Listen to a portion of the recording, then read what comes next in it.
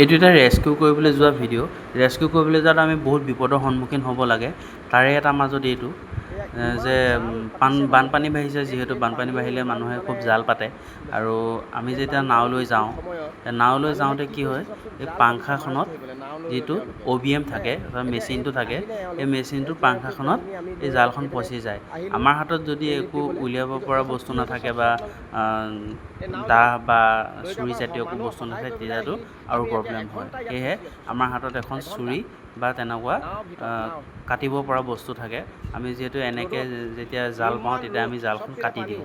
আপোনালোকলৈ এটাই অনুৰোধ যে যেতিয়া বানপানী হ'ব, জাল পাতিব, ছাইডত পাতিব, মাজত নাপাতিব। যিহেতু বানপানী বাঢ়িলে নাও অহা যোৱা কৰিবই, তো এনেকৈ মানে কি হয়, আমাৰ অসুবিধা হয়, বহুত বিপদত পৰিবলগীয়া হয়। এইফালে মানুহ আমি ইমিডিয়েটলি উলিয়াবগৈ লাগে, ৰেচন পোৱাবগৈ লাগে, তেতিয়া মানে অলপ দেৰি হৈ যায়।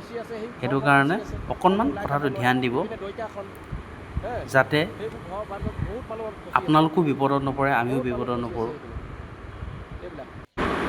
আৰু আমি জালখন কাটি দিওঁ মানে কিয় কাটো, যেতিয়া পাংখাত লাগি যায় আমি সেইখন এৰুৱাব পৰা অৱস্থা নাথাকে। মানে পাংখাখন যিহেতু বহুত স্পীডত ঘূৰোঁতে জালখন পোৱাৰ লগে লগে গোটেই পাংখাখনত মেৰিয়াই পেলায়। তো সেইটো কাৰণে আমি কাটি দিবলগীয়া হয়। আৰু এইটো নহয় যে জালখন দেখিলোঁ কাৰণে কাটি দিলোঁ, সেইটো নাভাবিব। সেইটো নহয়, জালখনত লাগি যায় কাৰণে এইখন চাওক কেনেকুৱা হৈ গ'ল, চাওক জালখন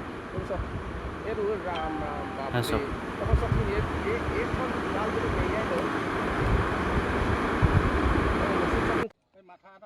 এই ভিডিঅ'টো সম্পূৰ্ণকৈ চালে এটা কথা গম পাব যে কষ্ট কিমান হয়। এনেকুৱা কামত যদি আপোনালোকে এনেকুৱাবোৰ ভুল কৰে, তেতিয়া কিমান কষ্ট হয়, অন্ততঃ এই ভিডিঅ'টো চালে গম পাব। ভিডিঅ'টো সম্পূৰ্ণকৈ চাওক, গম পাব।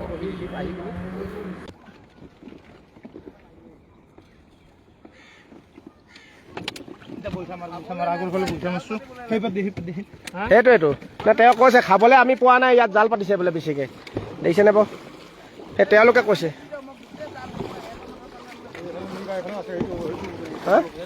এইটো বটল দেই, মানে নানিব, এইটো বটল চাওক, এই বটল, এইবোৰ চাওক, জাল লাগি গ'ল, লাগি গ'ল, নাওখন ৰৈ গ'ল নহয় নাওখন। হে ভগৱান,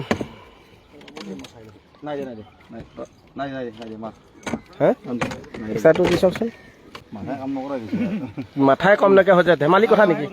কেনেকৈ কাম কৰিব মাথাই মানুহৰ এনেকুৱা কৰিলে উঠিলে। কৃষ্ণ,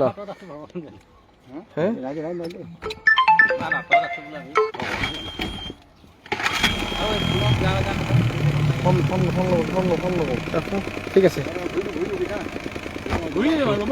ইয়াত নোৱাৰে আপুনি, কেনেকৈ জালৰ পৰা যাব মানুহ ওচৰলৈ? ইমান মানুহ সেই তাত ব্লক হৈ আছে গোটেই, কেনেকৈ যাম বাৰু আমি?